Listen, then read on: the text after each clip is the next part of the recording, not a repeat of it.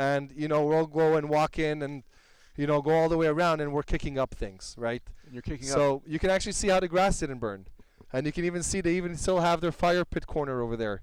That's perfectly fine, and this retaining wall actually survived. So it's and then everything else is gone. So it's like certain things just got missed. And didn't burn. A real leader to the city would have been prepared for this.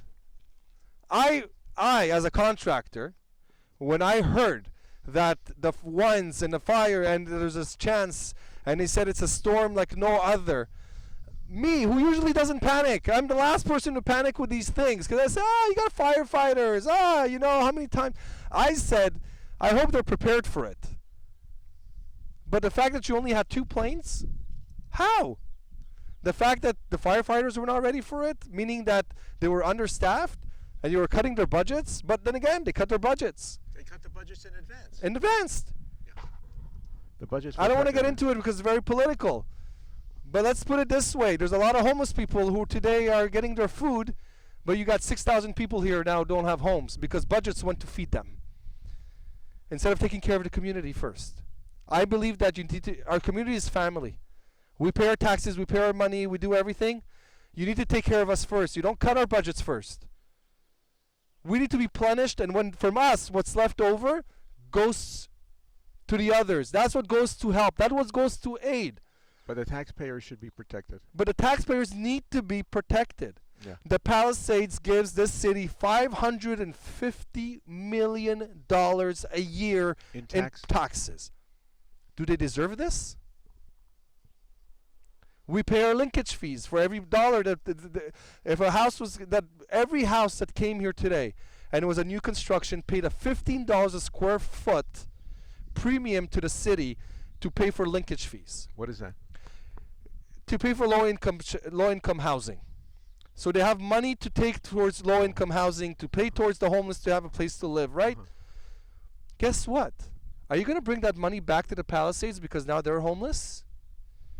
Shouldn't that money come back to these residents? They paid it. Yeah. Because you said these are the wealthy. Yeah. So they paid. There's $150 million that was collected in linkage fees to go to pay for low income housing. Do they deserve to have that money come back to the community instead of going to low income housing? I think they do. Does the city talk about bringing low income housing up around here now? And when they are, but there's a big push from residents saying no way. Well, but the mayor's the mayor. The mayor's the mayor, but the mayor cannot depict on my single family residence home what I'm going to be able to build, right? And what lost was here is single family homes. Yeah. They cannot depict for me if I'm going to have 4 units or 3 units or whatever we want to do, right? We're more afraid, that's why, of people selling their homes, because this is where you're going to lose the charm of the Palisades. Because if everybody starts selling and these developers come in, now the developer has an interest to put 4 units because he can say, I get more income putting 4 units than building one single house. So that's why we're doing everything we can to make sure the developers don't get their hands on these lots.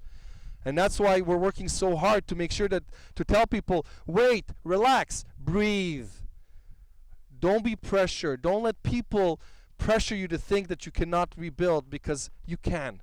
And wait to see what happens first. And I can tell you that in the beginning everybody was scorned and everybody was upset and they said we're not coming back.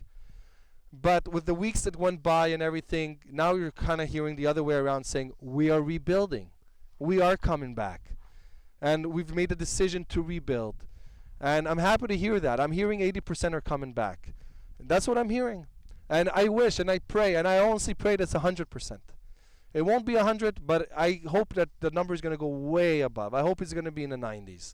Now, there are buildings and there are some places that are more apartment buildings that got burned down, or lots that were able to be, which are more on Sunset.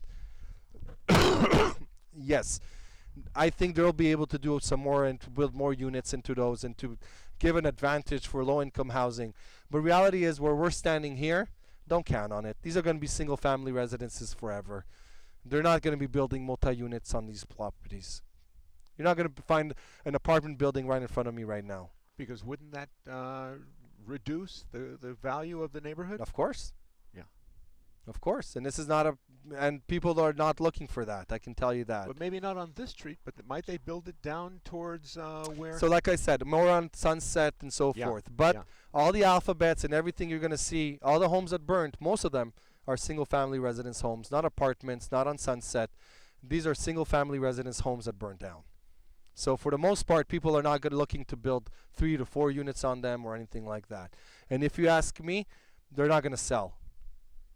They won't sell because the community that lives up here are people that want to create their families, their kids, send them to their schools. It's an affluent community that people are going to look at it and say, okay, well, what, am I going to live in a little tiny little shack next to all these homes? Yeah.